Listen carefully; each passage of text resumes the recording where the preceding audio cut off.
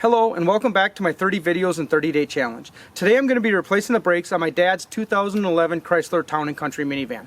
I was an ASC Master Certified Automotive Technician for 22 years, and for the past 3 years I've been a high school auto shop teacher.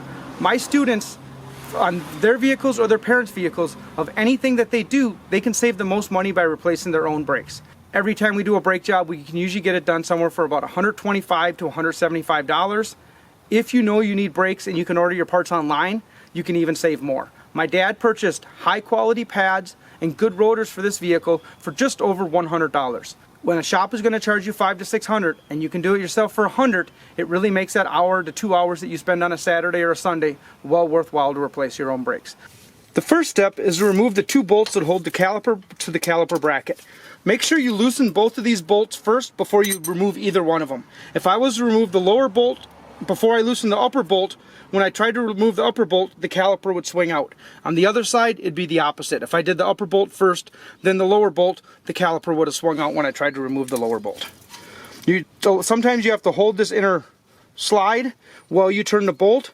Other vehicles, the slide and the bolt will be the same. There'll be one long piece. I find it's best to set these bolts somewhere where you're not going to lose them. In this case, it's going to be in the cardboard box that's also going to catch our garbage below our brakes.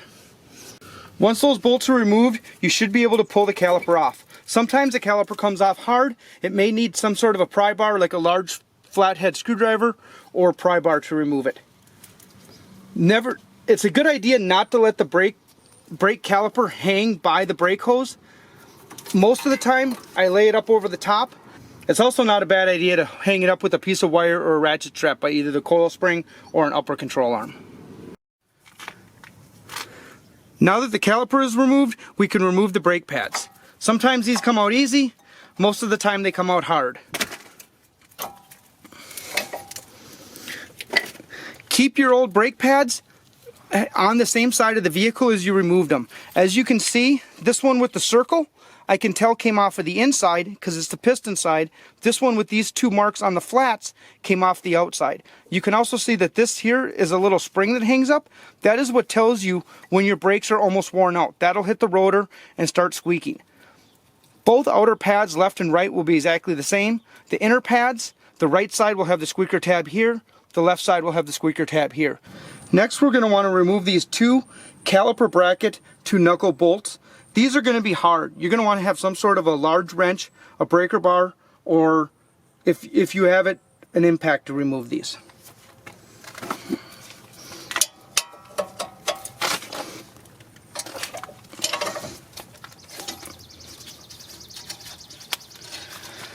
Just like the caliper bolts, make sure they're both loose before you remove either one of them all the way. That is almost true with almost any bolts you remove or install in anything. Loosen them all before you pull any all the way out. Install them all before you tighten any of them all the way down. Whether you're working on brakes, engines, transmissions, or I guess even washing machines or something. Set the big bolts down below. Now we're going to go inside to the garage and we're going to clean up this caliper bracket. Cleaning up this caliper bracket is the most important part of this job. What I feel is the most important part of a brake job is cleaning where these caliper pins go.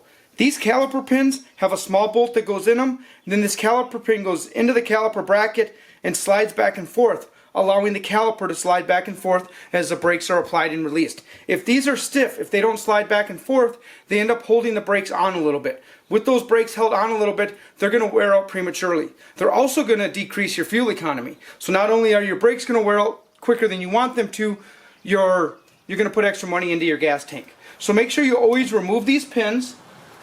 I like to use toilet paper or paper towels. Or a rag I'm going to throw in the garbage. Wipe the grease off of the pin, and then use some sort of grease designed for these pins to put back on. I really like Sil Glide that is made by Napa. I happen to be out of stock right now,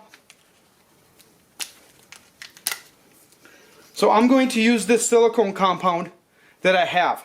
I like silicone based lubes for these pins. Some lubes I've seen swell up the rubber and make it so they don't work as well. It doesn't take a lot of lube, just a thin coating on the pin. Slide the pin back into the hole. Remove the other pin and do the same. I only remove one pin at a time. Sometimes these pins aren't identical. And when you have two pins sitting on your bench and then you don't know which one came out of the top and which one came out of the bottom, it's not the greatest position to be in. There's no reason to remove more than one at a time. You don't need more than one at a time out. Why risk finding out when it's too late that they are different? Are these different or the same? Sometimes they can't go in the wrong holes. These ones look the same. Sometimes one of them will be able to go in the wrong hole and create an issue in the future.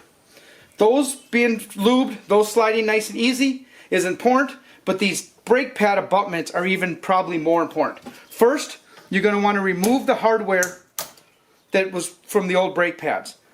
Buy quality brake pads. Quality brake pads will come with new brake hardware. Cheap brake pads do not come with new brake hardware. New brake hardware makes sure that those pads slide on and off, and once again, those pads don't hang on, costing you fuel economy and costing you the life of your brake pads. I've seen customers, I've seen people DIY brake jobs, and they're wondering, why did my brakes only last 12,000 or 15,000 miles when I had them done with the shop? They lasted 60, 70,000.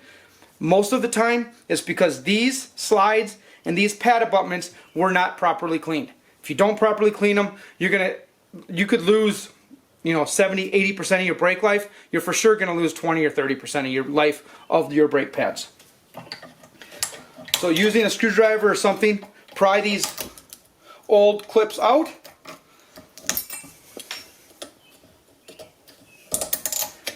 And then more importantly, you have to clean the area of the brake pad below it. You can do this with a file and a wire brush. I'm going to use a file and a wire wheel because if you have air power, why not use it? Make sure you always protect your face.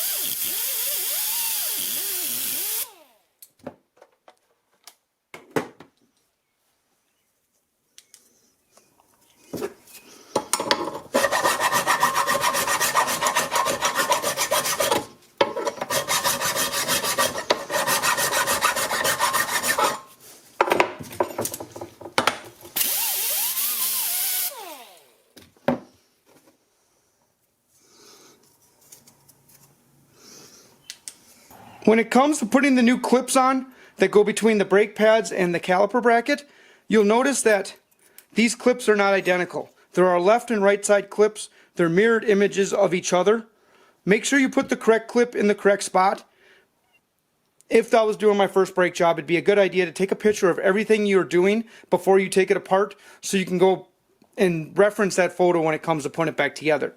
I also wouldn't take more than one side apart at a time, so you always have a side that's together to reference in case you run into any problems. One side of the clip has this large piece on it. That always needs to go away from the rotor, and the one with the small clip goes towards the rotor. So this one will go like that, and this one will fit in there like that, with this flat part against there and the tall part against the inside. Brake rotors are usually held on with a little bit of rust. Asian vehicles will give you a pair of threaded holes in the rotor that you can screw a bolt into that presses the rotor off. European and domestic vehicles aren't that nice. Generally, just take a good sized hammer, hit it straight in between the studs, and it'll break loose. You really don't want to hit this part of the rotor if you're reusing the rotor. If you're replacing the rotors, go ahead, hit the outside, either from the inside or from the outside. But if you're doing a wheel bearing or you're doing something that you need to remove the rotor and put it back on, hitting it straight in between the studs will usually break it loose.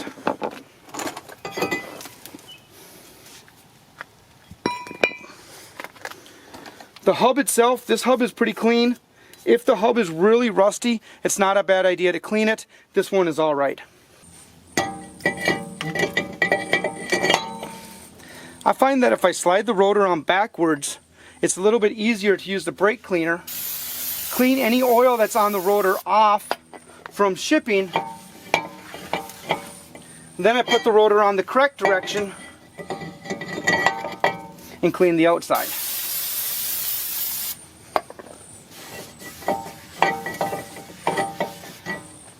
I also have a piece of cardboard underneath to catch any brake cleaner so it doesn't damage the driveway. Whenever I get new brake components or almost any components, I like to compare them to the old ones. I've already taken this rotor from the other side and compared it to the rotor that came off. Make sure that it's the same diameter, make sure it's the same thickness, just make sure it's the same. Any dimension you could think of is the same. I don't usually measure it with a micrometer or a caliper. I usually just set them on top of each other or set them next to each other and eyeball them to make sure they're the same height, same diameter. I somehow lost the footage of the installation of the caliper bracket to the knuckle. When I installed the caliper bracket to the knuckle, I made sure I used a large wrench, as this torque spec is 125 foot-pounds. If you don't, by feel, know what 125 foot-pounds feels like, you should use a torque wrench when installing any component. The caliper bracket, like most other components, must have all the bolts started before any of the bolts are tightened. If you tighten a bolt down while another bolt has not been started, if the bracket was crooked, you would not be able to start the second bolt. When installing the brake pads, they should slide right in. You should not need a hammer. You should not need to pound the brake pad in. You should just be able to slide it right in. Sometimes you do have to twist it in though, because this spring here that holds the brake pad so it doesn't squeak or rattle also needs to be pushed back just a little bit to fit the pad in.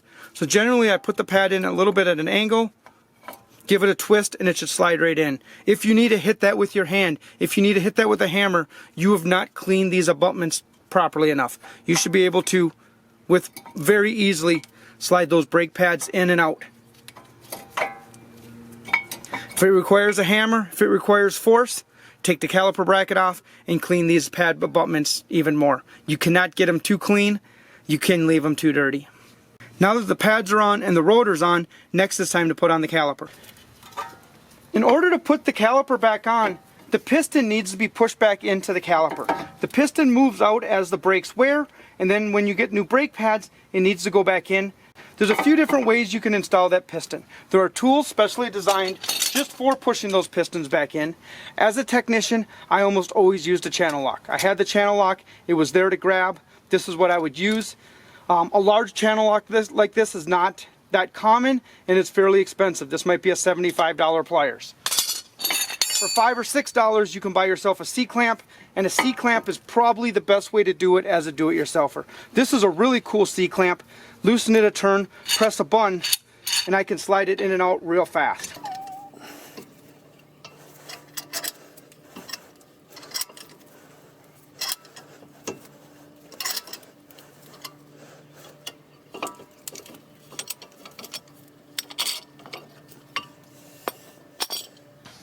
Now that the piston is pushed back in, the next step is to install the brake caliper. Make sure your brake hose is not twisted. You can put a twist in the brake hose, still get the caliper on, but put undue strain on that brake hose.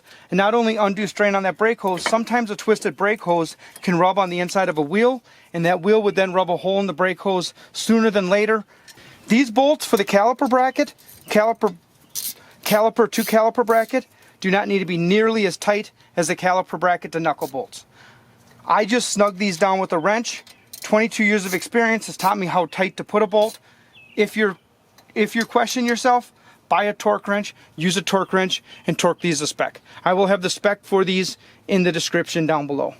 Now that all the bolts are installed, there's only two steps left. The first step is to pump the brakes so the pistons move out and take up all of the gap. That will ensure that your brakes work properly when you first get in the vehicle. And then the next step would be to reinstall the wheels.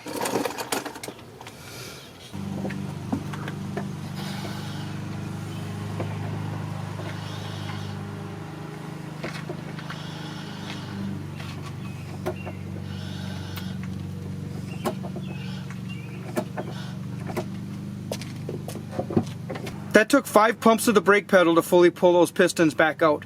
If you were backing this vehicle out of your driveway, 5 pumps of the brake pedal would take longer than you'd want to stop, and it's a very scary experience. Make sure you pump the brakes before you get in the before you put the vehicle into reverse or drive.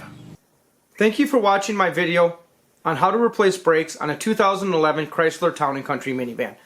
All vehicles are different, all brake systems are different. Where Chrysler there used a bolt, someone else may use a hex head, they may use an Allen, they may use a Torx or an inverted Torx, they may use a triple square. There's a lot of different manufacturers that use a lot of different fasteners to hold brakes together. But all in all, about 80% of a brake job is the same across makes. You may also notice that I did not cover removing and reinstalling the wheel. I also did not cover properly and safely, and most importantly safely, jacking and supporting the vehicle on jack stands. I believe jacking and supporting the vehicle on jack stands is such a safety important item that it should be its own video, and I plan on making it its own video. If you do not know how to properly jack and support a vehicle on jack stands, please do not work underneath your vehicle. Please do not perform your own brake job. Please learn how to safely work under, on, and around your vehicle before you ever work on your vehicle. Remember, your safety is your responsibility. One of the biggest things I like about replacing my own brakes, or when my students are able to replace their own brakes, is the huge amount of money that they're able to save. In the Twin Cities here, the average brake job is $500 to $600. Well, the components to replace them are usually over $100, but less than $200. If you can save $400 to $500 making your own repair, I don't own the tools, almost shouldn't even count as an excuse anymore. Because you can purchase a jack stand, about $125 on Amazon for a kit. You can buy a pretty decent beginner tool set for $200, and that's leaving you $100+ left over to buy any other tools you may need. A file, a wire brush, a face shield, or safety glasses. You're probably going to need to buy a C-clamp. But even after you purchase all these tools, even if you had spent $600 by the time you are done, and you have saved yourself no money, as long as you keep care of these tools will last you a lifetime.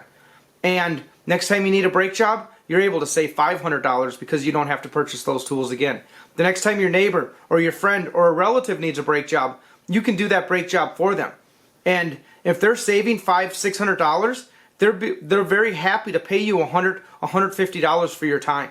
I love it when I can do favors for people and make $50 an hour while I'm doing it. Everyone's a winner at that point.